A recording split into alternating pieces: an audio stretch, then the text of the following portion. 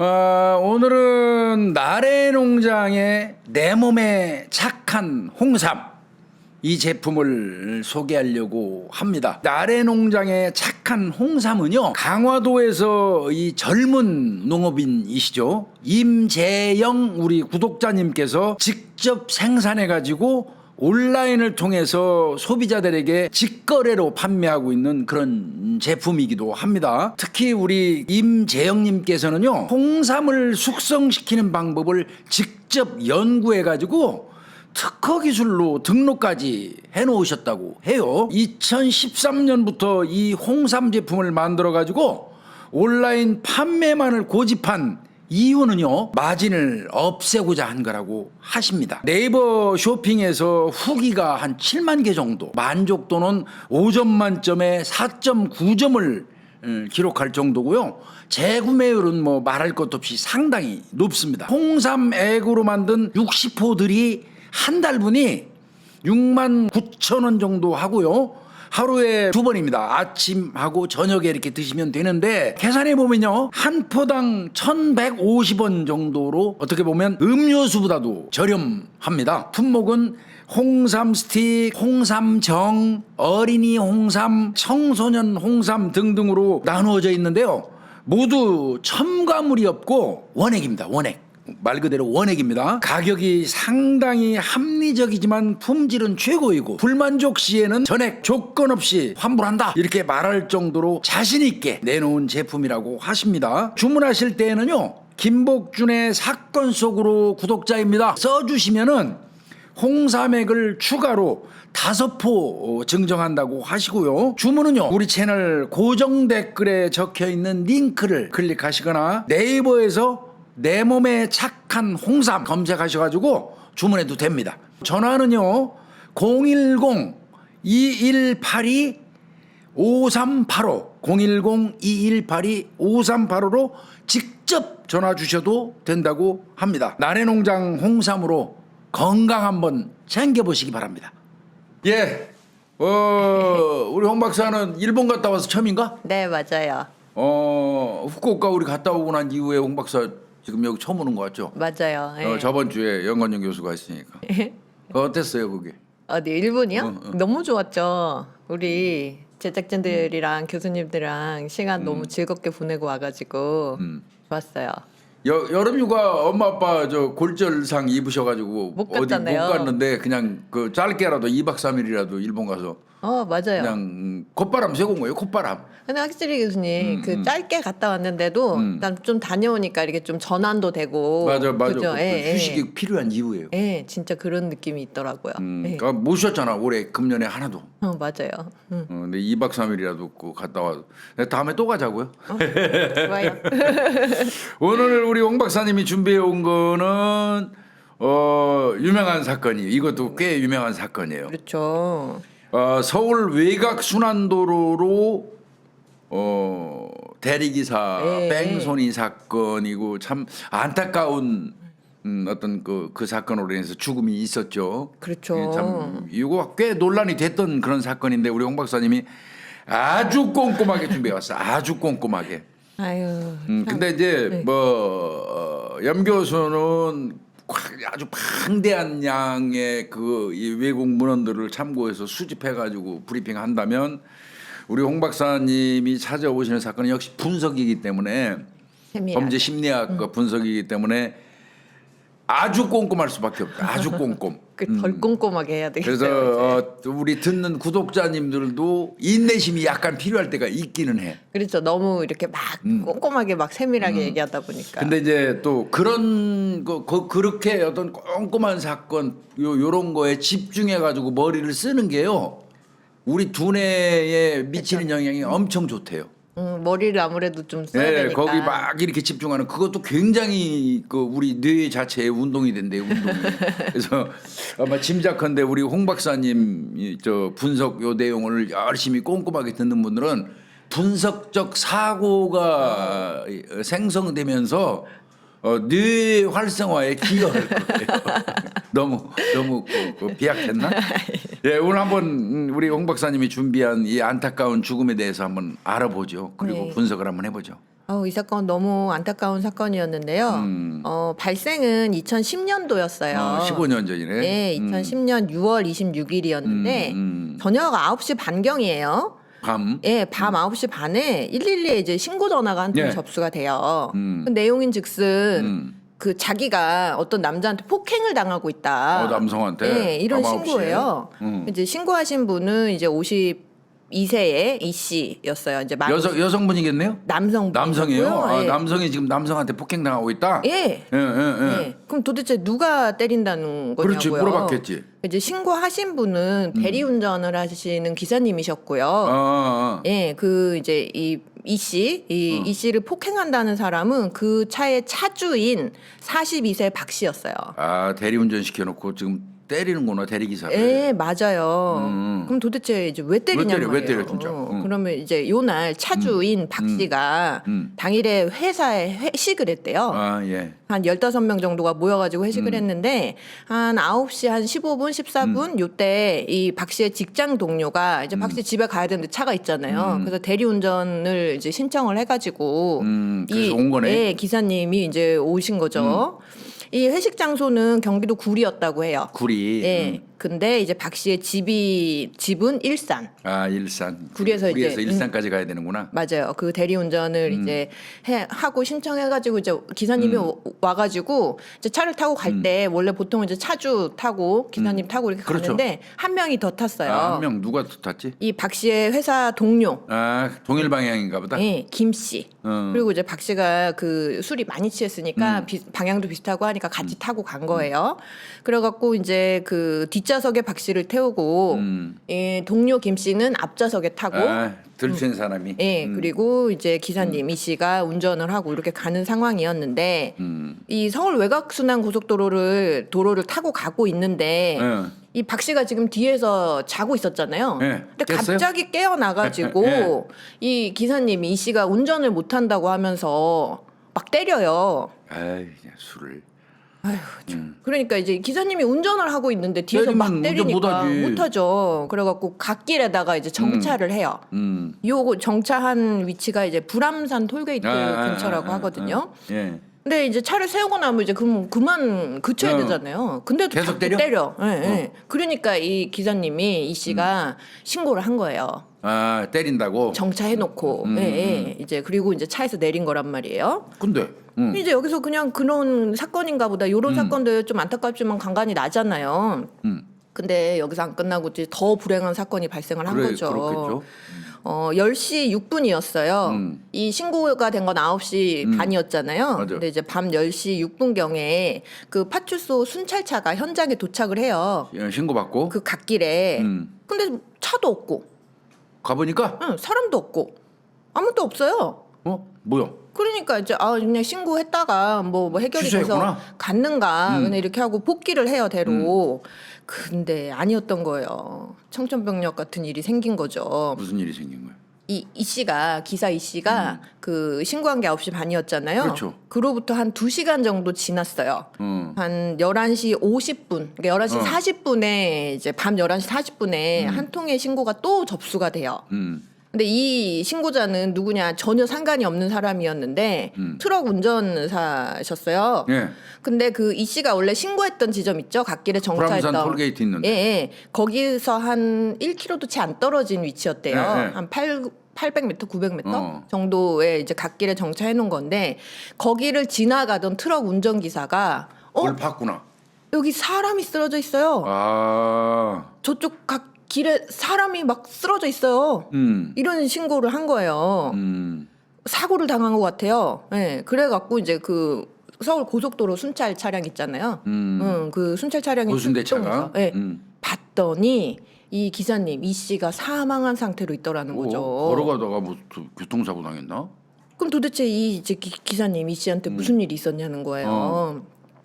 그 사실 이 사건 교수님은 아마 잘 아실 텐데 처음에 이제 경찰 신고를 했는데 갔다가 아무도 없다고 그냥 돌아와 버렸지. 결국은 이제 사망을 한 사건이라 조금 뭐 경찰뿐만 아니고 고순대까지도 이제 좀 이렇게 좀 비판 의견이 있었어요. 좀 적극적 대처를 안 했다는 얘기죠. 예, 좀 더 상세하게 살펴보고 막 이렇게 했으면 사고가 안 생기지 않았을까 이런 뭐 지적이 되는데 또 특히 이제 그 사망하신 이 씨의 유족 여동생분이라고 하거든요. 여동생분이 신고한 시간에 빨리 거기 출동만 했어도 최소한 사람이 안 죽었을 수도 있지 않냐 뭐 이런 이야기를 하시기도 했는데 9시 반경에 이시갤릴리에 신고했잖아요. 그래서 그 신고가 관할서인 남양주 경찰서에다가 그렇죠. 남양주로 연결이 됐어요. 그리고 남양주 경찰서에서 곧바로 관할 파출소로 관할 파출소, 하더라고. 그리고 이제 제일 가까운 경찰서인 구리 경찰서, 그리고 고순대, 고속도로 순찰대까지도 다 통보를 잘 했어요. 근데 사실 이때 현장에 가장 빨리 도착할 수 있는 건 경찰보다는 고순대였어요. 고순대. 예. 고순대가 거기를 관할하니까. 맞아요. 그래서 그 왜 이제 구간별로 나눠가지고 계속 순찰하잖아요. 그러니까 이제 그 제일 먼저 빨리 이제 도착했을 수 있었던 걸로 보이는데 문제는 이제 고순대 관계자가 이런 이야기를 하거든요. 고속도로 순찰대는 고속도로 사고와 폭행 사건이 일어나면은 초동 조치만 한다. 우리는. 맞아요. 초동 조치만 해요. 그래서 이제 단순 폭행 사건으로 신고가 됐던 그래서 거니까. 관할 파출소로 넘겨요. 그리고 신고자가 운전을 하니까 일단 그 운전 중에 일단 신고를 한 걸로 파악이 돼서 위치 파악이 정확하게 이제 또 빨리 안 됐다. 그러네. 그리고 또 요금소 근처니까 경찰이 빨리 오는 게 좀 더 낫겠다고 판단을 했다. 그래서 고순대가 출동을 안 하고 남양주 경찰서에다가 요청만 보낸 거예요. 이유는 그러네. 자, 그러면 이제 남양주 경찰서에서 이제 신고 위치를 파악을 해야 되잖아요. 그게 한 16분 정도 걸렸다고 해요. 지금 같으면 이렇게 하면 큰일 나는데. 그렇죠. 그리고 현장에 도착한 시간은 신고하고 이제 36분. 늦긴 늦었다. 예, 그럼 왜 이렇게 더 걸렸냔 말이에요. 이게 이제 또 남양주 경찰서에서 이제 입장은 어떠냐면 일단은 처음에는 단순 폭행 사고로 이제 사고 인지가 됐고 그다음에 이 씨가 이동하면서 자신이 어디 위치다라는 정확하게, 거를 설명을 이제 빠르게 제대로 못해서 이제 시간이 좀 걸렸고 특히 또 이제 그 가장 가까운 아이씨가 별내 아이씨인데 그 요금소를 중심으로 반대로 들어가게 된 위치가 되는 거예요. 맞네. 별내 아이씨로 들어가면 그러니까 다시 돌아서 그쪽 방향으로 들어가게 하려니까 태계원 IC로 이제 들어가다 보니까 시간이 조금 더 걸렸다. 이 부분은 그렇긴 해요. 왜냐면 반대쪽에 오면 어떻게 건너갈 수가 없으니까. 우리는 알잖아요, 그 구조를. 이제 요렇게 이제 이야기를 했어요. 바로 건널 수는 없잖아요. 그냥 이렇게 돌아서 와야지. 그렇죠. 그래야 그쪽으로 가죠. 맞아요. 근데 이 고속도로 여기에서는 경찰이니까 그냥 가로질러도 되는 거 아니냐 이렇게 말씀들 하시는데 무지하게 위험하네요. 그럼요. 절대 안 됩니다. 어떤 경우도. 사고 나죠. 그러면. 자, 그래요. 그럼 여기까지는 이제 그렇다 치는데 그러면은 10시 6분에 파출소 차량이 도착했잖아요. 36분 만에. 네, 그리고 이제 이 씨가 사망한 걸로 발견이 재차된 거는 11시 50분이었는데 그러니까. 그럼 처음에 갔을 때는 없었다며. 예, 왜 그랬냐? 그럼 정말로 없었냐 그때? 아니에요, 있었어요. 그때 이 씨가 그때도 쓰러져 있었는데 못 본 거예요. 못 본 거네, 못 본 거. 일단 기본적으로 이제 파출소 같은 경우 거기가 이제 그 자동차 전용 도로니까 차 위주로 찾은 거예요. 차 찾으면 사람 찾을 수 있으니까. 그러니까요. 그리고 뭐 여기서 뭐 이렇게 막 칼로 찔러요 이런 내용이 그럼 아니니까. 단순 폭행이니까. 이제 차를 찾으면은 당연히 있겠다 이렇게 한 거예요. 차에다가 집중했구나. 네. 그리고 또 하필 재수가 없으려니까 이래. 그 차로가 공사 중인 상태였어요. 그런데다가 그 구조가 S자 모양이어가지고. 이렇게 돼버리니까 네, 쓰러져 있는 사람 못 봤구나. 차만 살펴보고. 네, 맞아요. 요런 이제 좀 안타깝네. 안타까운 사실이 있는데 특히 또 이제 더 안타까운 거는 나중에 밝혀지긴 했는데 이제 결국은 이 씨가 참변을 당한 거잖아요. 사망을 그렇죠. 하신 거니까. 대리기사분이. 근데 이제 그 가해 차량으로 어떤 그 가해를 당했는데 그 가해 차량이 이 근처에 불암산 요금소 있었다 그랬잖아요. 이 요금소 빠져나간 시간이 경찰이 도착한 시간은 밤 10시 6분이었는데 빠져나간 시간은 밤 10시 3분이었어요. 3분 전에 나갔네. 네, 그러니까 금방 바로 그 직전에 어떤 일이 있었던 걸로 그러네. 보여요. 예. 아이고 참. 예. 사망하신 이제 이 씨 사실 성함도 나오긴 하는데 뭐 이제 이 씨 사망하신 분은 원래는 중국에서 가구 공장을 하다가 사기를 당하셨대요. 그래갖고 중국 가서 그거 많아. 그거 초기에 많았잖아. 맞아요. 그래갖고 이제 가족들 부인이랑 딸은 이제 남겨놓고 혼자만 한국으로 한국에 돌아오셔가지고 3년 전에 생활비 대느라고 이 대리운전을 하시는 50대 기러기 아빠였던 거죠. 아이고 여기서 돈 벌어갖고 이제 중국에 아내하고 딸한테 돈 보내주고 있었구나. 예, 그러니까 더 안타깝죠. 그리고 또 이제 이 가해자 특정이 돼가지고 구속영장을 신청을 나중에 이제 했었어요. 그럼 뺑소니네. 예, 예. 응. 심지어는 살인까지. 그렇죠. 살인, 뺑소니. 살인까지도 봤어요? 예, 살인까지도 그건 또 봤어요. 이유가 있겠지. 이제 요게 이제 신청을 했었는데 기각됐어요. 왜? 이제 뒤에 가서 말씀드릴게요. 기각이 되니까 이제 동료 대리기사분들이 단체 행동 막 하시기도 했어요. 이 동료 대리기사님들이 굉장히 화가 나셨는데 이 가해자가 이 지금 우리 사망하신 기사님한테 너무 비인간적으로 그렇게 대하고 결국은 사람을 죽이기까지 했는데 이런 사람도 가만히 놔두면 되냐? 그래요? 예, 왜 구속 기각시키냐 막 이러면서 분향소도 막 차리고 이때 막 그러셨죠. 아니 그러면 그 저 차주 이 씨가 이 박 씨 가해한 사람인가 보다. 맞아요. 네. 왜 그랬지? 아니 때려서 죽을 리가 없잖아. 그렇죠. 맞아요. 어. 자, 보면은 박 씨가 왜 그럼 이 씨가 사망하게 됐느냐? 그러니까 그게 궁금하네. 박 씨가 이제 폭행을 하니까 갓길에 차 대고 내렸을 내렸잖아요. 거 아니야. 내렸어. 근데도 그런데도 계속 계속 때렸다며. 때려요. 응. 그것까지는 우리가 알아. 예, 그러니까 이제 신고하고 신고했죠. 막, 예, 어. 차에서 내리고 이랬잖아요. 그런데도 또 계속 때리려고 하니까 이제 이 씨가 피해자가 차 뒤쪽으로 이렇게 좀 이동을 했어요. 도망친 거지. 예, 피한 도망친 거지. 거죠. 그렇죠. 그런데 그런 다음에 그 상황이 그 박 씨가 운전하는 차 후진을 한 거예요. 차를. 차 이 뒤로 차주 새끼가? 차량을 예. 자기가 때려가지고 차 뒤편으로 간 사람을 지가 차로 운전을 음주운 상태에서 운전을 해갖고 뒤로 밀어버렸다고 후진해서 예. 뭐 이런 놈이 다 있어. 그래서 결국은 그래서 살인죄를 이게 적용했나 보다. 맞아요. 그래서 차량과 그 이제 그 가드레일 있잖아요. 가드레일하고 그 콘크리트 이게 옹벽. 그 사이에 껴가지고. 아우, 야 이게 뭐야? 참 그래서 온몸에 다발성 손상을 입고 얼마나 많이 세게 쳤어요. 그러니까 막 밀은 거네 그냥. 맞아요. 급가속으로 때려버린 거네. 그 중간에 사람이 꼈는데도 불구하고 차 뒷부분 핸더가 환몰이 됐고요. 그다음에 그 충돌된 차량, 그다음에 그 가드레일이랑 그 이 기사님의 신체 부위에 흔적이 다 남을 정도로 강한 충격을 땡. 아주 세게 쳤고요. 그것도 심지어는 차량 뒷유리가 거의 다 깨졌어요. 뭐 이런 놈의 새끼 다 있어 이거. 이게 아마 이제 이 지금 피해자 얼굴 부위가 차 뒷유리랑 충돌을 하면서 생긴 손상으로 보여요. 그래서 실제로는 경추도 골절이 됐고요. 목뼈가 부러졌다는 게. 두부 손상 골절도 됐어요. 굉장히 세게 쳤다는 거죠. 그냥 빵 때린 거예요 후진해서. 맞아요. 그리고 이제 이 사망하신 분은 체구도 좀 작은 편이라고 하세요. 키가 한 169에 체중이 65kg 정도. 아이고. 그리고 나서 이 지금 그러고 차를 추돌하고 이 새끼는 어떻게 했어? 이 박 씨가 이놈이 그대로 운전을 해가지고요. 교수님 2차, 3차 사고도 내요. 뭐 이런 새끼 다 있어 이거 술 처먹고 이거. 이렇게 지금 일산 방향으로 가고 있었잖아요. 네. 그러면 이제 쭉 그대로 가면 집 방향일 거 아니에요. 근데 집이잖아. 집으로 안 가고 서울 쪽으로 되돌아와요. 거꾸로? 네, 거꾸로 되돌아와가지고 참나. 밤 11시 34분 경에는요. 그 자양동 청담대교. 그쪽으로 갔구나 이제. 예, 예. 청담대교 남단에서요.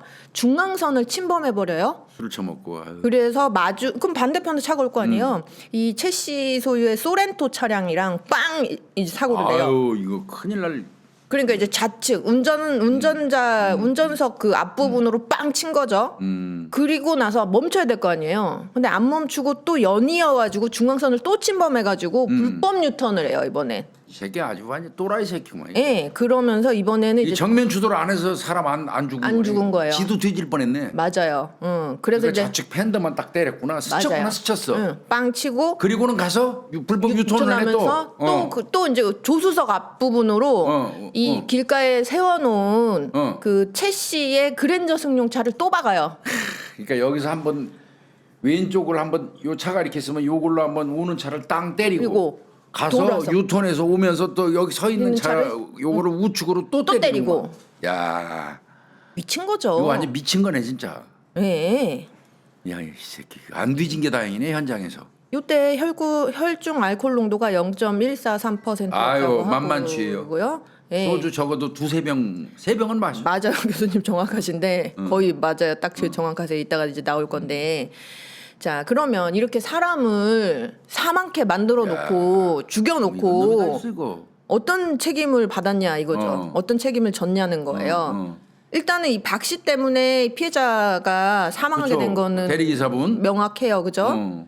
그러면 이제 어떤 죄명을 적용할 거냐. 아, 살인이냐 과실치사냐. 과실치사냐. 아, 뭐 그 무슨 말인지 알겠다. 그죠? 그래서 이제 검찰 같은 경우는 이 박 씨를 아까 교수님 깜짝 놀라셨죠. 살인으로 기소를 했어요. 그래서 살인 나오길래 네, 살인. 도의성이 있어야 되잖아. 예, 맞아요. 그래서 살인죄로 기소를 했고 이것 말고 이제 막 2차 사고, 3차 사고 내고 뺑소니. 예, 뺑소니. 예. 특정범죄 가중처벌법. 맞아요. 특가법. 그리고 또 이씨 때렸잖아요. 음. 운전자 폭행. 폭행. 예, 특가법이죠, 이것도. 그리고 음주운전했죠. 그렇지. 그거는 이제 도로교통법이고. 예, 예, 음주운전. 그리고 사고 냈으면 그 후속 조치 취해야 되는데 미조치. 그 사고 후 미조치. 예, 예, 그것도 도망갔잖아요. 도교법. 예, 예. 이걸 이렇게 여러 가지 건으로 이제 그럴 기소를 수밖에 했어요. 없어요, 이거. 응. 야, 근데 살인. 응. 살인과 관련돼서 공소 사실이 뭐냐면 이 피고인 박 씨죠. 피고인은 이제 6월 26일 밤 10시 2분경에 이 서울 외곽 고속도로 일산 방면 갓길에서 대리운전기사인 망인이 이제 이 씨죠. 이 박 씨의 승용차를 운전하던 중 박 씨에게 폭행을 당하자 가해 차량을 정차시킨 다음에 경찰에 신고하고 맞아, 신고했고. 자신을 피해서 차량 후방으로 도망치는 것을 자꾸 보고 때리니까 저 차 뒤편으로 도망친 거야? 네. 그걸 보고? 화가 난 상태에서 순간적으로 차량을 후진시켜서 야, 이 새끼 이거. 망인을 살해하기로 마음먹고 이 씨를. 예, 정차되어 있던 가해 차량을 빠른 속도로 피해자를 향해서 핸들을 조종하면서 후진을 해버렸어. 우로 굽은 갓길을 따라 약 50m 가량 이야, 후진시켜서 이 새끼 이거 50m 정도 도망가는 걸 막 윙하고 밀고 와서 때렸구나. 가해 차량 뒷부분으로 충격해서 사망케 하여서 이제 결국은 살해를 했다. 아, 순간적으로 쾅 밀어서 찐 게 아니라 도망가는 사람을 뒤로 후진해서 막 간 거네. 그렇게 보일 수 있는데 이제 요 상황과 관련돼서 같이 있던 뭐 김 씨랑 그 사람은 처음부터까지 다 봤을 거 아니야. 예, 이런 진술이 있어서 그게 굉장히 중요했어요. 그러니까 50m로 후진을 시켰다면 이건 살인의 고의가 있는 거거든. 네, 맞아요. 그래서 이제 왜 이 사건에서 이게 단순히 뭐 이렇게 뭐 좀 실수를 해가지고 죽인 게 아니고 이거 죽이겠다고 마음을 먹고 죽인 거냐 어떤 이거 이유 때문에 논란이 되겠어요. 예. 자, 이렇게 했는데 교수님 계속 갸우뚱하셨는데 아니나 다를까 1, 2심에서 다 이걸 살인죄로 인정을 안 해줬어요. 그렇죠. 이게 애매해 보여요. 예, 예. 그리고 특히 이제 2심에서는 검사가 아까 과실치사에 해당할 수 있는 부분으로 예비적 공소 예비적 사실을 공소, 같이 했어요. 붙여놨구나. 이 이제 그 특가법에 위반했다 도주 차량이다라는 제명이거든요. 예비적 공소 사실은 이래요. 다 내용이 어떻게 돼 있어? 예비적 공소. 다 똑같이 이렇게 해가지고 가고 이제 그 피해자가 가고 있었기 때문에 차에 내려서 걸어가고 있었기 때문에 이 운전을 하는 운전자는 주의 의무를 잘 이렇게 전방 주시 잘하고 후방 주시 잘하고 주의 의무를 기울여 갖고 안전하게 운전을 해야 될 의무가 있었음에도 불구하고 이걸 게을리한 채 술에 취해서 빠른 속도로 똑같아요. 50m 가량을 그대로 후진한 과실로. 그러니까 저 살해 의도 없이 그냥 50m를 뒤로 후진했다 이 얘기야. 예, 맞아요. 그거에 의해서 우연찮게 그 사람이 치여서 죽었다 이거지. 왜냐면 1심에서는 살인죄로만 기소를 했는데 이게 이제 안 받아들여졌잖아요. 그러니까 예비적 공소 예, 사실이구나. 그 무죄가 났으니까 2심에서는 예비적 공소 사실로 과실치사죠. 그러니까 그렇게 했다. 그래서 이제 조치를 취하지도 않고 그대로 도주했다. 뺑소니. 예, 이제 뺑소니 사망 사건. 요거를 이제 부가적으로 같이 살인죄가 안 된다면 이거라도 처벌해 주세요라고 이제 이렇게 기소를 한 거죠. 그 판사는 근데 교수님 형량이 너무 어이가 없어요. 사람이 결국은 사망을 했잖아요. 사망했죠. 어찌됐든 간에 그 박 씨 때문에. 근데 1심 이제 의정부지법이었어요. 1심에서는 징역 1년 6월에 집행유예 2년. 예. 뭐 집행유예 받았으니까 사회봉사 80시간이랑 운전 그 교육 40시간. 근데 뺑소니 그 자체가 특정범죄 가중처벌. 처벌인데, 그쵸? 그러면 이게 집행유예가 나올 사안이 아니에요. 더더군다나 사람이 그냥 사망했는데. 일반 과실치사 교통사고도 구속되면 이거보다 더 나와요. 그러니까요. 이건 이해가 안 가네요. 이거 이렇게 됐고 2심은 이제 서울고법이죠. 2심은 조금 올리긴 했거든요. 징역 3년인데 집행유예 5년. 여전히 집행유예는 주는구만. 네. 그 사람 돈이 좀 있나 보다. 그러니까 보면은 집안이 나쁘진 않은 것 같아요. 아니 그래도 아무리 그래도 사람이 서글프네요. 사망하고 이렇게 정말 인간답지 못한 대우를 당하고 사망하셨는데 그러니까 원인도 이 새끼가 제공한 거잖아. 그러니까 이게 집행유예감이 안 된다는 얘기 내 얘기는.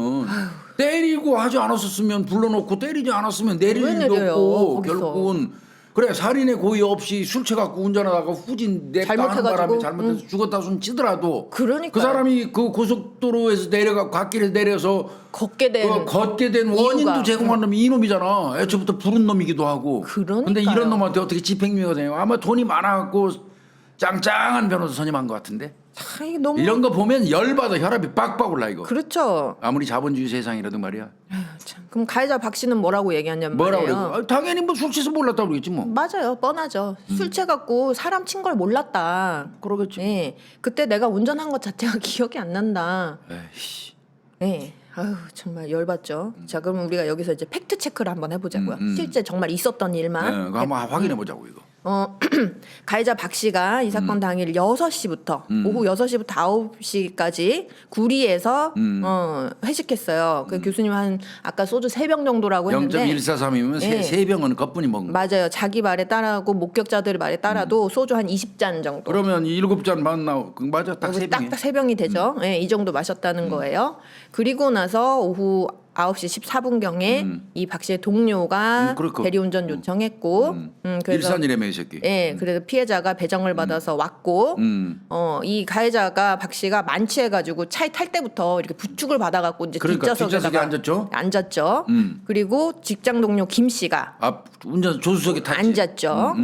그리고 나서 박 씨가 잠들었다가 여기 도착할 때쯤 이 정차 갓길에 정차하는 그 지점에 도착할 때쯤 그 새끼 깨어나가지고 뒤에서 술깨하고 때렸다며. 예, 막 때렸어요. 예, 그러면서 막 사기를 친다. 무슨 사기를 쳐? 사기를 친다면서. 이 새끼 웃기는 새끼네. 그쵸. 손을 이렇게 막 뻗어갖고 뒤에서 운전하는 사람을 막 때린 거예요. 대리기사가 무슨 사기를 쳐? 머리를 막 잡아당기고.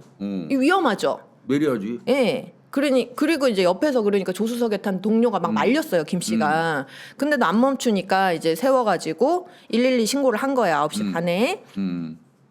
그리고 내려서도 말씀드린 것처럼 계속 때리려고 하니까 이때 동료 김 씨가 계속 말렸대요. 그리고 이때 동료 김 씨가 도저히 가해자가 통제가 안 되니까 회사 사람 동료들한테 막 전화해가지고 이 전화 받은 사람도 박 씨거든요. 다른 이제 직장 동료 박 씨한테도 얘 미쳤다, 얘 어떻게 하냐, 막 이런 하소연 도움을 요청하기도 해요. 길가에서는 전화할 시간에 어디 있어? 그거 말려야지. 이거 위험한데 서로.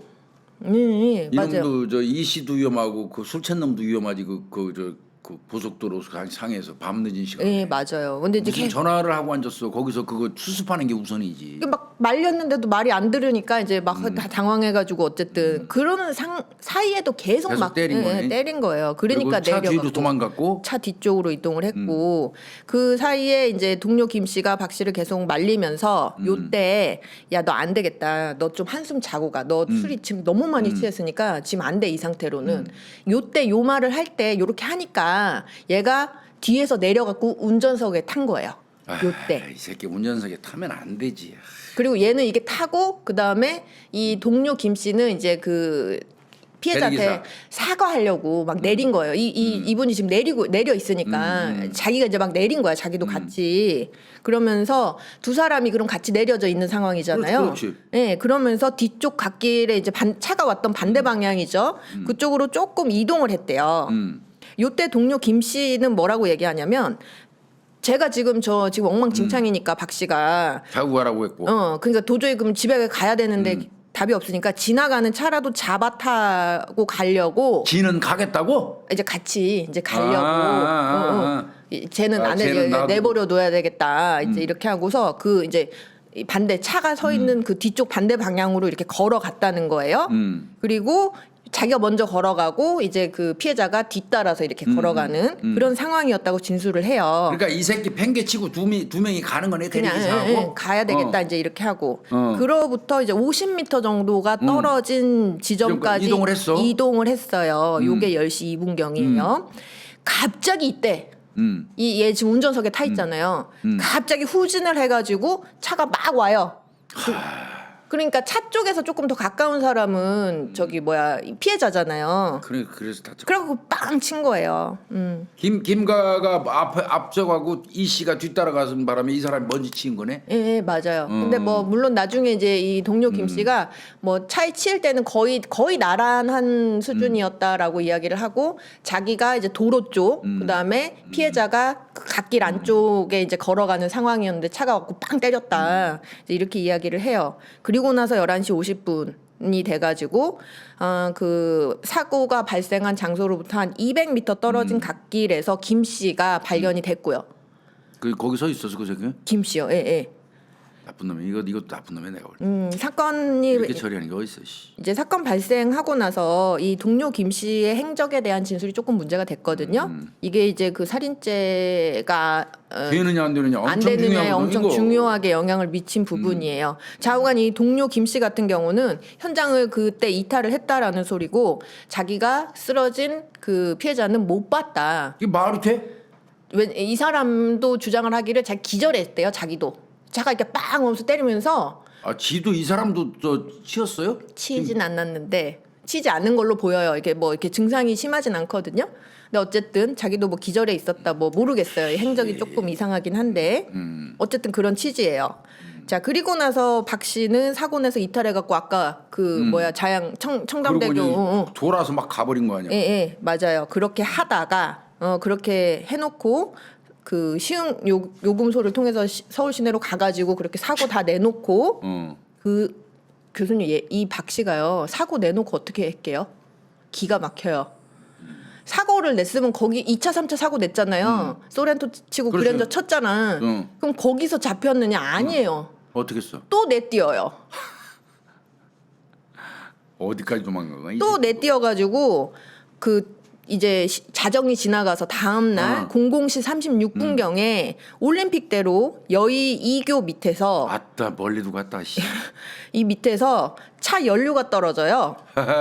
그랬더니 어떻게 하는 줄 알아요? 보험회사에 긴급 출동 서비스 요청해요. 아주 가지가지 한다. 그래서 LPG 차량이었나 봐요. 가스 차량. 거기 인근에 가스 충전소가 거기까지 차가 끌고 가가지고 연료 충전까지 해요. 야. 그리고 나서 그 일산에 있는 자기 집으로 귀가한 시간은 새벽 01시 47분. 야.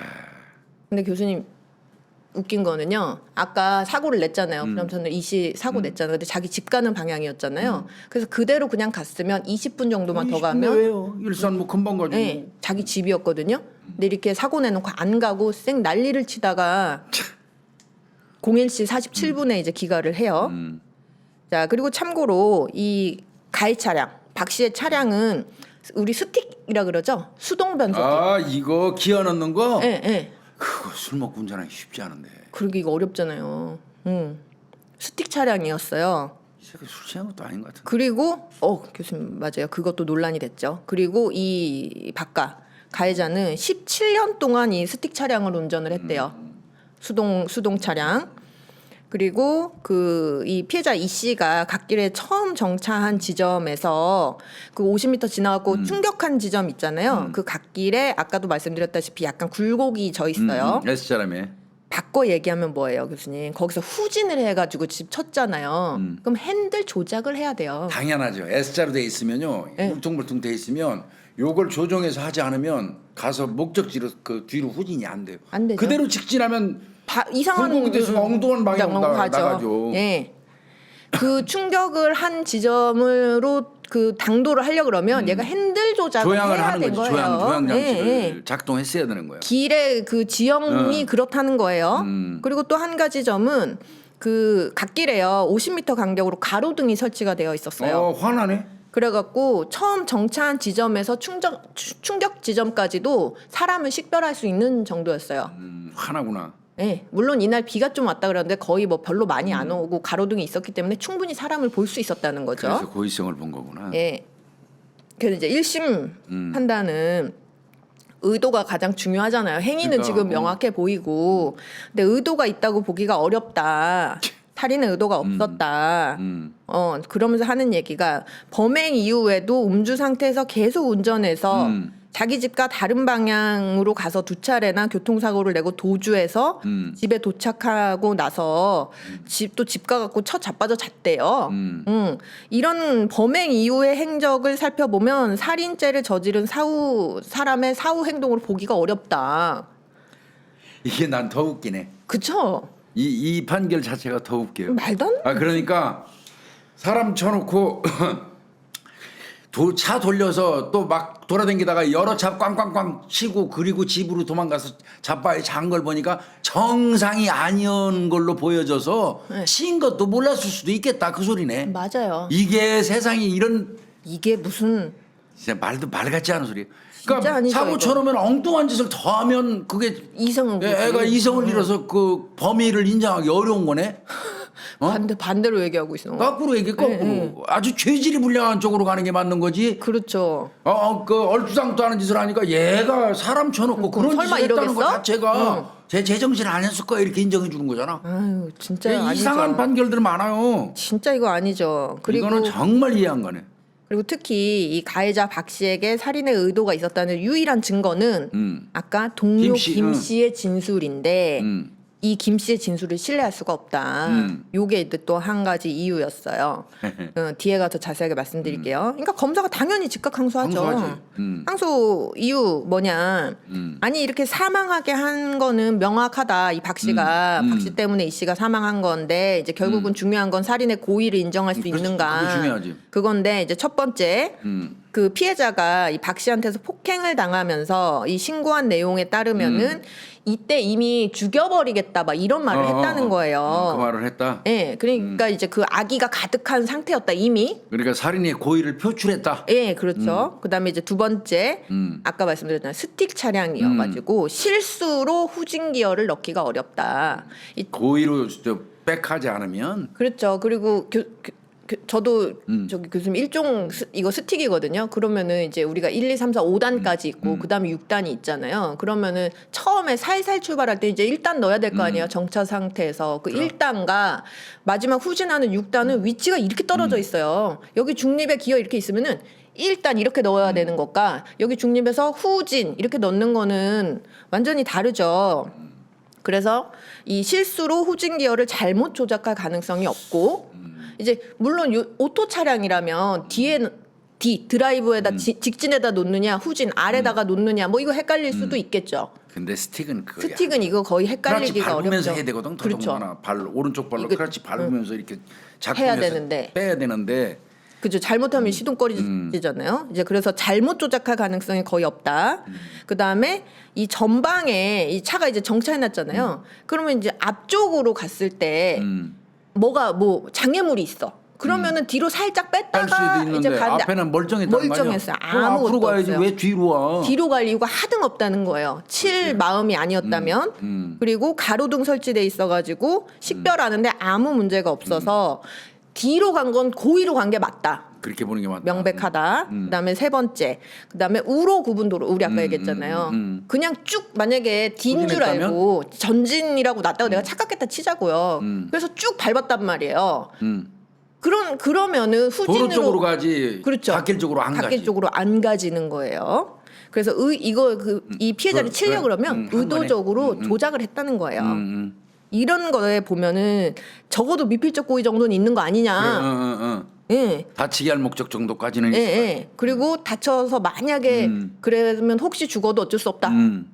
이렇게 정도까지는 고의가 있었던 거 아니냐. 그렇게 본 거고. 이렇게 본 거고. 그다음에 동행자 김 씨. 맞아요. 이 동행자 김 씨 신빙성 진술이 신빙하지 않다. 그리고 또 이제 1심 재판부가 얘기했던 것 중에서 범행 동기가 없다. 뚜렷한 범행 동기가 안 나온다. 이런 거. 그다음에 이후 행적이 살인을 저지른 사람의 행적으로 안 보인다.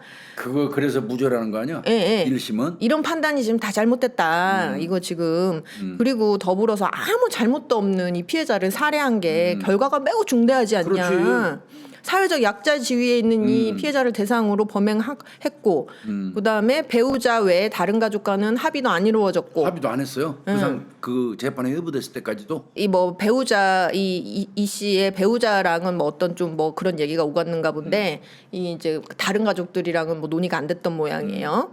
그래서 이 형량은 말도 안 된다. 말도 안 되지 사실은. 이러면서 이제 항소를 했어요. 이 새끼가 말하는 대로 한다고 해도 말이 안 돼. 말이 안 되죠. 예. 그리고 이제 이 가해자 박 씨 같은 경우는 옳다구나 이게 웬 떡이냐 하죠. 사실은 1심 판결이.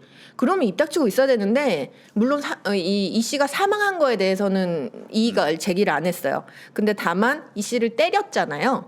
그 운전자 폭행 혐의에 관련돼 가지고 내가 술에 만취했습니다. 이거 좀 참작해 주세요. 이때는 술 그거 따졌거든요. 만취. 심신미약으로. 세상에 이 집행유예 사람을 죽여놓고 집행유예 받았으면서 또 때렸을 때 나 술 취한 거 좀 감안해 주세요 이러면서 항소를 했어요. 진짜 이게 사람이 할 짓이에요? 에 승질나네 진짜 이거. 2심 판단을 보자고요. 2심에서는 그래서 이제 쟁점이 뭐가 됐냐면 피해자가 사망을 했는데 이 사망 원인에 대한 가능성을 좀 따져봤어요. 첫 번째는 그 박 씨 차량에 충격을 당하지 않고 다른 이유로 사망했을 가능성.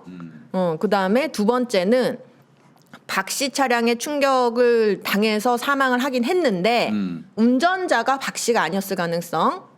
모르고 싶지 않아. 그죠? 세 번째는 박 씨가 운전을 하고 박 씨 차량으로 이제 사고를 냈는데 살인의 고의가 아닌 그러니까 과실. 사고라는 거지. 에 의할 가능성 이 세 가지 가능성이 다 배제가 돼야 이 사람이 살인의 의도로 박 씨를 박 씨가 이 씨를 죽였다 이렇게 이제 선고를 할 수가 있다는 거예요. 요 세 가지가 이제 다 아니어야 돼. 아니어야 돼요. 자, 첫 번째 그럼 봅시다. 이 다른 원인으로 사망했나 사망했어요. 보자고. 차에 안 치고 다른 원인으로 사망했을 가능성 없죠. 없어. 거의 희박해요. 왜 그러냐면 이 몸의 피해자 상태가 너무 명확하게 이야기를 해요. 차 상태랑. 왜냐하면 일단 기본적으로 이마예요. 피해자 이마에 13cm, 6cm. 그러니까 꽤 커요. 꽤 크네. 한 이 정도 큰 이 정도 모양의 별 모양의 열창상. 이 사고 현장 부근의 가드레일 볼트에도요 피해자의 살점이 붙어 있어요. 이런 열창상은 피해자의 얼굴이 가드레일에 닿아서 발생한 거다. 그다음에 국가수에다가 차량 감정을 했거든요. 이 차량의 우측면 몰딩이 떨어져 나간 부분이 있어요. 그 위쪽에 이 씨 피해자의 바지에서 나온 섬유가 묻어 있었고요. 직접 뭐 예, 접촉이 예. 있다는 얘기네. 그리고 피해자의 바지 부분에는 이렇게 딱 뭐가 마찰된 열 손상. 열 손상 차하고 부딪히면서요, 그죠? 그래서 결국은 이 사고로 인해서 차량 조수석 뒤쪽, 그러니까 오른쪽 뒷부분의 핸더의 윗부분이 함몰이 됐는데 특히 이 함몰된 부분에서 피해자 허리띠 그 성분이 검출이 됐어요. 그리고 함몰의 위치 형상으로 볼 때 이거는 그 차와 그렇죠. 피해자가 부딪혀가지고 일어난 사고라는 게 너무 명확하게 나오는 거죠. 그래서 피해자는 이 가해 차량, 박 씨의 차량과 가드레일과 도로 옹벽 사이에 끼인 상태에서 온몸에 다발성 손상을 입고 사망한 것으로 볼 수가 있다. 명확한 거고. 부검 감정서도 그랬어요. 또 심지어 매우 강하게 충격을 했다. 이제 이렇게 된 거고요. 그다음 1번 가능성 그러니까 아닌 거예요. 예, 예. 두 번째 가능성은 박 씨 차량으로 이제 충격을 한 건 맞는데 운전자가 박 씨가 아니었을 가능성. 그러니까 다른 사람. 이게 교수님이 왜 이런 말을 하지라고 말씀을 하셨잖아요. 맞아요. 이유가 있었어요. 자, 물론 박 씨가 나중에 이제 종합적으로는 자기가 운전해가지고 충격을 한 게 맞다라고 어느 정도 대체로 인정을 해요. 그런데 무슨 이슈가 있었냐면 수사 상황에서요. 수사 과정에서 박 씨의 변호인이요. 그런 주장을 해요. 가해 차량을 동료 김 씨가 운전했을 가능성도 있지 않냐. 그것도 한번 생각해봐라 할 수 있어. 예. 변호사라면 당연히 그랬을 수 있어. 예. 이런 얘기를 하니까 이 재판부가 이거를 이제 가볍게 토스를 못 하는 거예요. 패스를 못 하는 거야. 그러니까 동료 김 씨가 운전했을 가능성을 봐야 되는 거예요. 근데 동료 김 씨가 운전했을 가능성도 거의 희박해요. 자, 왜 그러냐면 이 차는 지금 사고를 낸 이후에 거의 정차한 적이 거의 없어 보여요. 언제까지 저기 뭐야 기름 떨어져 가지고 그래서 집에 갈 때까지. 예, 저거 뭐야 보험 부를 때까지는 정차하지 않은 것으로 보여요. 이 시간 이게 뭐 이제 그 뭐야 톨게이트랑 요금소 터널 요금소 이런 거 빠져나갈 시간들이 다 확인이 착착착 되잖아요. 나오지. 거리랑 그러니까 이게 이제 정차 중간에 어디 잠깐 섰었는가 아닌가 이런 거 확인이 되죠. 자, 그리고 동료 김 씨 같은 경우에는 지금 밤 11시 50분경에 사고 장소에서 약 200m 떨어진 갓길을 걸어가다가 순찰 차량에 의해서 발견이 됐거든요. 그러니까 그 시간대 23시 51분경에 순찰차에 발견될 때 걔는 지금 이미 차로 다른 데 가고 있어요. 가고 있죠. 있었던 거지. 예. 이미 다른 데서 교통사고 빵빵 내고 막 이런 이후잖아요. 그러니까 김씨 가능성이 없지 거의. 그러니까 사고 내고 곧바로 그 차가 불암산 터널 톨게이트 그래. 지나갔는데 이거는 이제 그 김씨일 수가 없는 거예요. 그럴 수가 없지. 김씨는 여기 있는데. 그렇죠. 그 차는 이미 저기 가 있고. 그건 거고 그다음에 그 통화 내역이랑 왜 그 동료 김 동료랑 씨가 했다고. 다른 자기 그 회사 동료랑 전화를 했다 그랬잖아요. 마지막으로 통화한 시간이 21시 58분부터 22시 02분까지예요. 그러니까 사고 나기 거의 직전이죠. 요때 이제 통화하고 있었어요. 그러니까 이거 뭐 김 씨가 뭐 어떻게 칠 수가 가능성 없는 없다, 거죠. 그래서 만약에 김 씨가 가해 차량을 운전해서 피해자를 쳤다라고 가정한다면 사고가 발생한 후에 운전석에 내려가지고 피고인을 운전석에 태워. 그리고 운전하라고 그다음에 시켜. 운전해서 너 가 이렇게 하는 거를 불과 1분 만에 해야지 그 톨게이트를 그 시간에 지나갈 수가 있다는 그 거예요. 시뮬레이션에 보면 금방 나오는데. 예, 그 아예 말이 안 되는 거예요. 그렇게 시간상으로 거의 불가능하다는 불가능하고. 거예요. 그리고 또 그런 사실이 있다 손 치면 가해자 박 씨는 자기한테 굉장히 그게 유리한 내용이잖아요. 근데 그거를 뭐 일절 기억을 못 한다? 이것도 말이 안 된다. 이제 이런 거예요. 그래서 수사 단계에서 교수님 변호사가 그 이 지금 김 씨가 다른 저기 뭐야 동료랑 전화한 시간 뭐 이런 거 했잖아요. 그래서 알리바이를 자기 나름 증명한 거잖아요. 근데 또 그거 갖다가 이 동료 김 씨가 먼저 사고 이미 쳐놓고 사고 안 친 것처럼 태연하게 자기 직장 동료들하고 동료랑 통화했다? 전화했대. 그렇게 변호사가 주장해요. 예. 소설 쓰는 거지. 뭐. 이게 너무 억지 주장이죠. 이 말도 안 되는 근데 소리 뭐 하고 있어. 저 발견된 시간과 차가 다른 데 가 있는 시간 이거 계산해 보면 말이 안 돼. 말이 아예 안 돼요. 그래서 이제 그 운전자도 박 씨가 명확해요. 자, 그럼 이제 마지막 제일 중요한 세 번째 가능성. 의도야 의도. 의도죠. 자, 그런데 여기서 살인의 의도가 있다고 보기가 부족하다라고 된 거예요. 그러니까. 이 3번 가능성이 기각이 안 된 거예요. 자, 물론 이 재판부도 그렇게 얘기를 해요. 살인의 고의를 가지고 후진시킨 게 아닌가 하는 의심도 든다. 자, 사고 장소 주변의 그 상황이라든지 사고 직전까지의 상황에 비추어 보면은 차를 후진할 만한 이유가 없었는데 얘가 후진을 해서 갔다. 그리고 사건 직전에 이유도 없이 화를 내면서 저기를 때렸고, 표출을 했고, 그 다음에 이거 스틱 차량 같은 경우는 수동 잘못하는 것도 좀 그게 가능성이 적고. 그리고 더불어서 교수님 아까 잠깐 말씀하셨죠. 이 새끼 술에 완전 취한 거 아닌 것 같은데라고 말씀하셨잖아요. 만취한 사람의 행적으로 보이지도 조금 않을 수 있다. 이상해. 그래서 이 본인은 전혀 기억이 안 난다고 이렇게 하지만 이거는 거짓말인 것 같다. 여기까지 좋아요. 여기까지 그런데. 좋은데 모든 증거들을 고려하더라도 이 박 씨가 의도적으로 죽이려고 일부러 쳤다라는 것을 증명하기에 합리적인 의심 맨날 배제할 수 있을 완벽하지 않다, 정도의 증거가 부족하다. 입증이 안 됐다. 이게 김 씨가 키맨인데. 맞아요. 김 씨가 키맨이에요. 살인의 고의가 있었다라는 것에 대한 직접적인 증거는 동료 김 씨의 진술이 유일하다. 자, 동료 김 씨가 무슨 진술을 했냐면요. 박 씨가 가해자가 화가 많이 나서 그 당시에 기사님 그러니까 피해자죠. 기사님을 죽이려고 차량을 후진했을 수도 있다고 난 생각한다. 그 당시에 박 씨가 완전히 평소랑은 다른 사람으로 생각이 될 정도로 매우 화를 냈었다. 그렇게 진술했구나. 예. 그리고 박 씨가 기사님이랑 싸울 때도 계속 기사님을 가만두지 않겠다라고 했으니까 욱한 마음에 후진을 해서 들이받은 걸로 나는 그 상황을 그렇게 판단한다.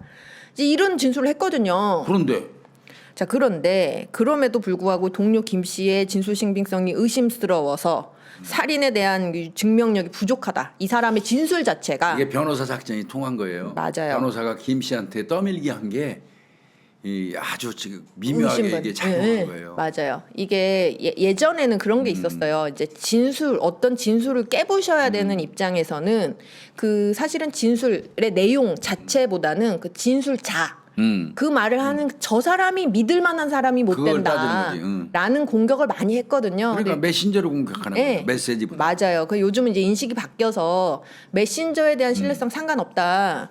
메시지의 내용이 중요하다. 예를 들면 그런 거예요. 그 성매매 여성이 성폭행 당했다, 강간 당했다라고 이야기를 하면 아니 무슨 성매매하는 여성이 강간을 당해 저게 말이 돼? 뭐 좀 아닌 것 같은데 이런 게 메신저에 대한 공격이에요. 맞아요. 너 좋아서 한 거 아니야? 너 돈 생각하고 한 거 아니야? 막 어차피 이런 그게 식으로. 직업이잖아. 뭐 이런 식으로. 근데 이제는 그런 게 아니에요. 그냥 그 피해를 메시지로 당했다라는 그 내용이 중요한 거죠. 그러니까. 근데 어쨌든 예전에는 그런 관습이 좀 이것도 남아 메신저로 있으니까. 간 것 같아요. 변호사 전략을. 맞아요. 예, 맞아요. 자, 검찰 같은 경우는 어떤 주장을 했냐면 실수로 후진해서 그 갈 이유가 없다. 그러면 50m를 웽하고 그 구분 도로를 가가지고 때릴 수가 없어 정확하게. 맞아요. 예, 예.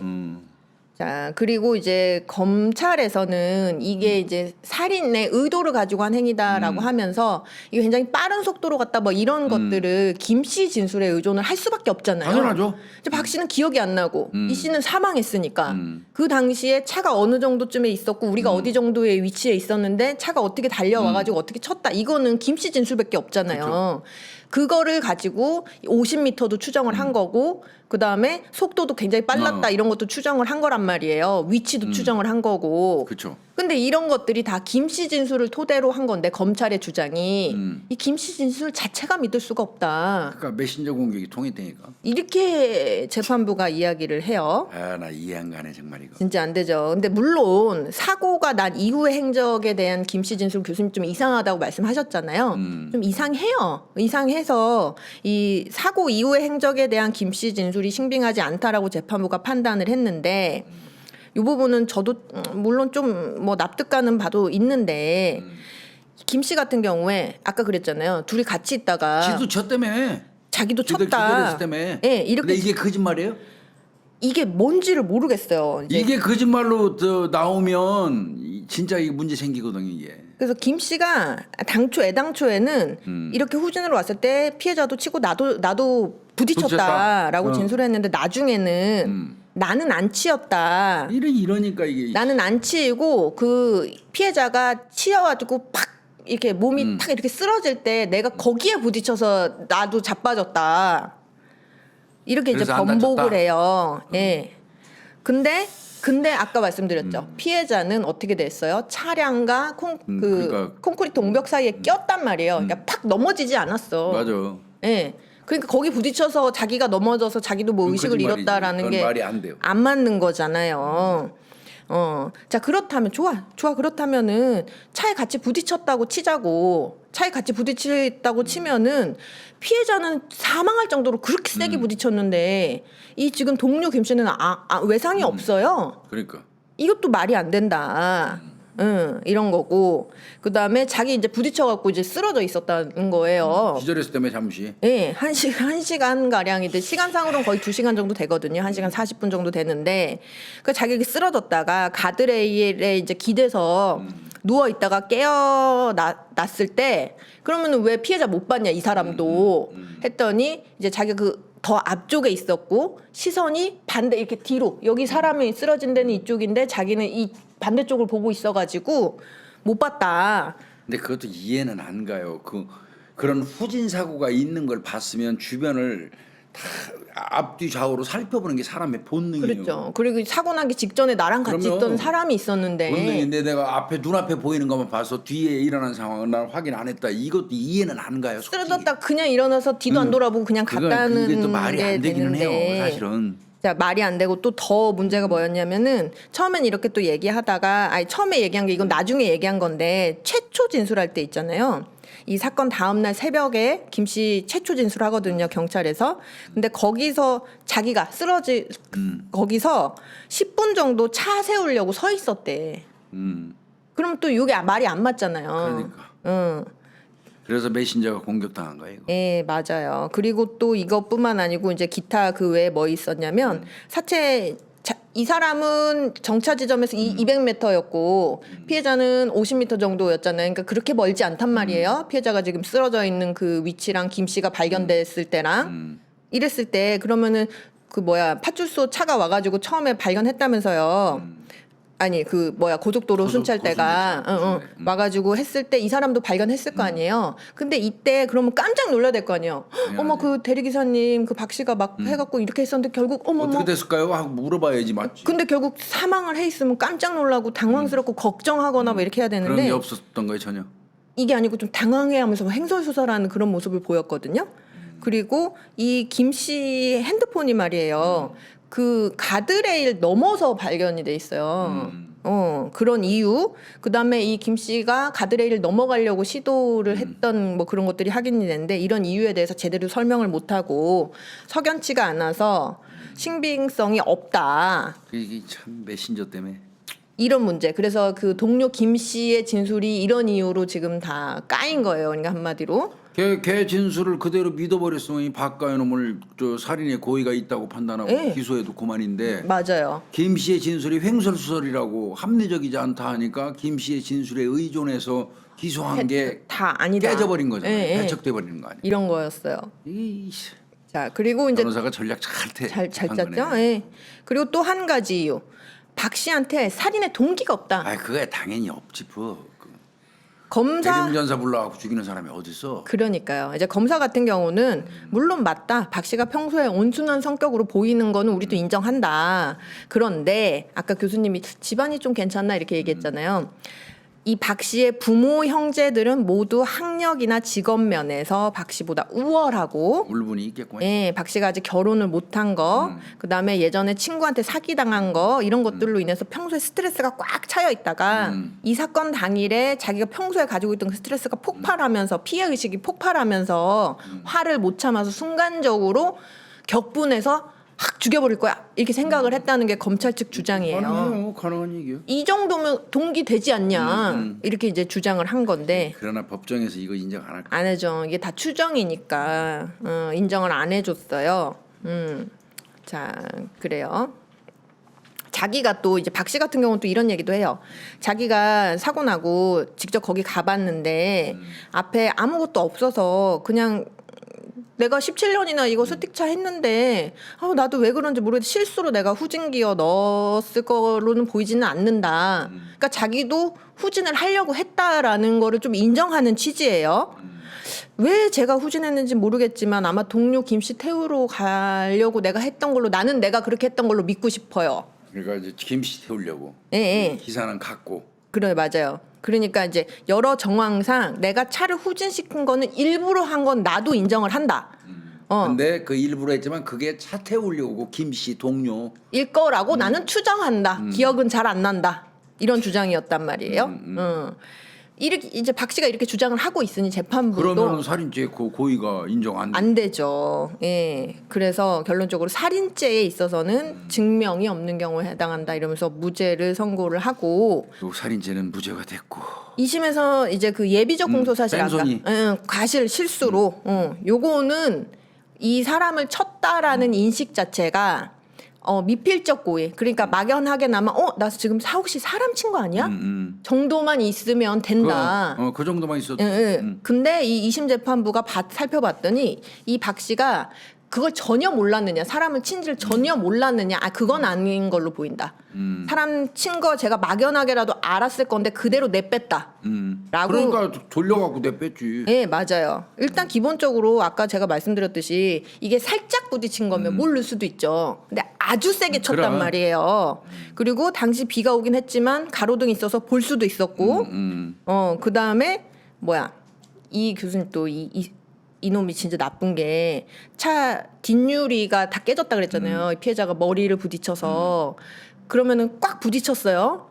근데 거기 그 유리 부딪힌 뒷유리 부분에 김 씨의 머리카락이 껴 있었거든요. 머리카락이 붙었고. 자, 무슨 얘기냐면 부딪힌 다음에 이걸 앞으로 뺐다는 거예요. 그렇지.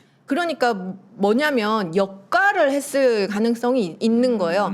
꽝 부딪히고 사람이 이렇게 스르륵 이렇게 밑에 이렇게 낑겨져 있는데 꽝 부딪히고 유리 쪽이니까 위쪽이잖아요. 스르륵 이렇게 했는데도 이렇게 더 해가지고 그러니까. 꽉 쳐놓고 다시 앞으로 그럼 이렇게 약간 덜컹했을 수도 있단 말이야. 뒷바퀴 쪽에 뒷바퀴 쪽에 이제 그 사람을 이렇게 깔고 뭉개는 그 느낌이 난 걸로 보여요. 지금 피해자 상태나 이런 걸로 봤을 때 그러면 더 모를 리가 없죠. 그러면 타이어痕이 있어요 그 시신에? 예, 지금 피해자 그럼 유족들의 역과한 거 인터뷰에 따르면 몸에 타이어 자국이 났다 이렇게 이야기를 했거든요. 역과한 거예요 그럼? 그럼 몰랐을 가능성은 더 낮죠. 덜컹하죠. 예, 이거 그리고 술에 만취했느냐? 그렇게도 안 보인다는 거예요. 아까 소주 20잔 먹었다 이거는 동료들이 이제 진술을 해줘서 과음한 건 맞아 보여요. 그렇지만 그 이후의 행적을 보면 얘가 완전 만취는 아니었다는 거예요. 바꾸고 막 갔잖아. 일단 기본적으로 교수님 내자마자 지금 터널 요금소 지났잖아요. 그러면 요금소 내 돈도 낼 거 아니요 거기서. 하이패스가 아니어서 돈을 냈어요. 그렇죠. 네. 그럼 제정신이 돌아와 있는 거예요 그 당시에는. 멀쩡하게 했고 그 다음에 보험회사에다가 그 전화했었죠. 가스 떨어졌다고 그러고. 물론 요때가 한 1시간 반 정도 시간 시간은 지났을 지났겠다. 때기는 한 2시간 반 정도 지났네요. 그렇지만 이때 너무 멀쩡한 목소리였다는 거예요. 아 근데 보험회사에 전화를 하면 통화 녹음돼요. 맞아요. 그 녹취도 다 확보를 했어요. 그 말소리가 쉬지 않았어요? 또박또박해요. 발음 하나 안 꼬였어요. 이거. 예. 그래서 재판부도 이제 이런 거 그리고 현장에 출동했잖아요. 긴급 서비스 출동 기사님이 그 봤을 거 아니에요. 봤잖아요. 그 어때 보이더냐라고 했더니 술에 많이 취했다는 느낌은 없었고요. 술을 마셨다가 깨는 상태의 사람으로 보였습니다. 내 느낌도 그렇고 이 사람이 보인 말투나 행동으로도 술을 마시긴 마셨는데 만취 상태는 아니었던 걸로 보입니다. 라고 이렇게 진술을 해요. 그러면 술 취해갖고 사고 난 사실만큼은 적어도 아는 거네. 예, 예, 술 때문에 몰랐다는 것도 아닌 거예요. 이래 갖고 아까 그 말도 안 되는 근데 이걸 인정을 했는데도 징역 3년에 집행유예 5년을 줬단 말이에요. 말도 안 돼. 이거 이제 그것만 가지고도 살인의 고의 못했어도 그건 말이 안 돼요. 말이 안 되죠. 사람이 사망했는데 그러니까 처음부터 끝까지 원인 제공을 이놈이 자기가 처음부터까지 다 다 한 했는데 건데. 예. 그래도 정의는 살아 있어요, 교수님. 봅시다. 3심에서 뒤집혔다 이거죠. 네. 자, 2심에서 살인 혐의에 대해서 무죄 판단을 내린 결국은 주요 이유가 직접 증거인 김 씨 진술의 신빙성 없다. 인정 안 해줬죠. 네, 두 번째 뚜렷한 살해 동기 없다. 그러면서 안 네, 해줬고. 그리고 도로 폭과 기울기상 빠르게 후진하기 어렵다. 이제 그 빠르게 갔다는 거는 김 씨 진술로 검찰이 주장하는 건데 이렇게 보면은 빠르게 가기가 어려웠다. 못 간다 이거죠. 자, 그리고 김 씨만 내놓고 피해자만 살해할 의도로 충격하는 것도 그것도 녹록지 않다. 딱 둘이 같이 있는데 내가 저 한 명만 딱 쳐 죽여야지 이렇게 하기도 어렵다. 그다음에 사고 이후 행적도 살인 저지른 사람의 행동이 아니다. 이런 게 이제 주요 이유였잖아요. 그 이유였지. 근데 이제 3심에서는 다 까였어요. 이제 첫 번째 근거는 일단 제일 기본 중요한 거 김 씨 김씨 진술. 김해. 그죠? 그거를 이제 대법원에서 인정해 주나? 예. 어. 김 씨의 진술 신빙성을 너무 함부로 배척했다. 그래. 그 사람이 이해관계가 없잖아. 김 씨가. 거짓말을 구태해야 될 이해관계가 없잖아. 맞아요. 물론 이제 변호사는 슬그머니 김 씨가 운전했을 가능성으로 그 무게 그 중심축을 옮겨놨지만 맞아요. 김 씨가 사람을 죽여야 될 이유가 없는 거야. 이런 행동을 할 이유가. 이 지금 그 대법원의 취지는 이거였어요. 그래. 이 사고 난 이후 정황에 대해서는 이 동료 김 씨의 진술 좀 이상한 것도 그럴 수도 맞는데 그렇다고 하더라도 사고 이전의 정황 그리고 사고 상황의 정황에 대한 그렇지. 것까지 그 이후 정황 진술이 이상하다고 이걸 다 이심은 다 까뱅이할 필요는 다 없다는 거지. 까버렸던데 그렇게 하면 안 된다. 그 당시 상황, 돌아가는 상황에 대한 진술의 척도만, 예. 신빙 척도만 봐야지. 이 사람이 끝나고 난 이후에 이 사람의 행동이 이상하게 좀 진술했다고. 이상하고 합리적이지 않다 해가지고 이쪽 앞부분까지 까지 다 배척을 해버리는 거는 말이 안 안 되는 된다. 거지. 예, 그래서 합리적이지가 않다 이런 판단. 오케이. 역시 대법원이네. 그렇죠. 그다음에 이제 근거 두 번째는 박 씨한테 살인의 미필적 고의가 있어 보인다. 라고 대법원은 본 거예요. 죽어도 상관없다. 예, 예. 이게 완전히 확실한 확정적 고의까지는 모르겠지만 우리도 최소한 미필적 고의는 있었어. 살인에 대해서 이렇게 본 거예요. 자, 첫 번째 근거. 박 씨가 운전을 한 게 그러니까 그 어쨌든 뒤로 움직이든 앞으로 움직이든 하여간 운전을 한 게 뒤로 움직인 게 실수라고 쳐도 앞에 장애물 없으니 그냥 가면 되잖아. 내가- 근데 왜 그때 뒤로 후진해? 그러니까 내가 그냥 집에 가야 되겠다라고 하면 앞으로 가면 돼, 되잖아. 앞으로. 근데 왜 뒤로 후진하냐고 구태여. 그러니까요. 난 그 이해가 안 가는 거예요. 그리고 그거. 이 뒤로 갔다는 것도 한 10m 뭐 20m 간 것도 아니고 그것도 아니고 한 50m를 50m를 그럼 사람을 보고 쫓아간 거잖아. 맞아요. 그리고 이제 수동 변속 그래, 장치인데 그래. 위치가 지금 전혀 다른데 맞아. 이 후진 넣는 게 위치가 전혀 다른데 실수로 택도 없는 소리. 실수로 봤다고 이거 할 말 수가 안 돼. 없다. 맞아. 그다음에 우리가 아까 얘기했던 거 굴곡이 있는데 일부러 임의 조작을 했다는 거야. 조향장치 조정해야 돼, 그거는. 어쨌든 치인 건 사실이니까. 맞아요. 이거 그다음에 머리가 부딪힌 뒷유리가 대부분 박살이 나가지고 두부골절, 그다음에 경추골절에 상해를 입었는데 이거는 지는 빠르게 안 갔다고 얘기하거든요. 에이. 근데 이건 빠르게 치였을 때밖에는 안 되는 그러면 거예요. 절대 이게 안 나와요. 그러면은 사람을 그렇게 빨리 운전해서 빵 쳤다는 거는 감을 못 잡을 수가 없어요. 죽일 의도가 있었다라는 건 거고. 그다음 최소한 그렇게 사람이 차에 부딪히면 죽을 수도 있다 정도는 그렇지. 알았다는 거예요. 그다음에 차에 치였다는 사실을 알았을 걸로 보이는데도 안 멈추고 다시 역과해가지고 앞으로 한 번 또 갔다고 그러니까, 했잖아요. 요런 점. 그다음에 집으로 가려고 그러면 20분 거리에 있는 지집으로 바로 가면 가면 되잖아, 그냥 되는데 그대로. 한 3시간 30분 정도 지나서야 이제 이게 미친놈처럼 막 도망다니면서. 도망다니면서 이거 도망다닌 거다. 나도 내가 봐도 도망다닌 거예요 이거. 쳐놓은 거를 지가 알았고 자기가 쳤다는 게 실수도 아니고 나쁜 짓이라는 걸 본인이 알았기 때문에 도망다닌 이게 도망다닌 거다.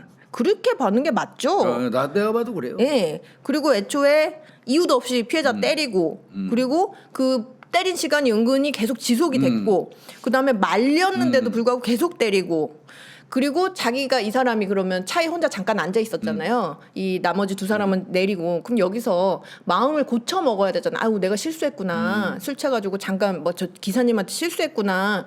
뭐 이런 정황이 뭐가 있어요. 난 계속 운전자 대리기사한테 감정만 품고 있어. 품고 있었지. 예, 이런 점.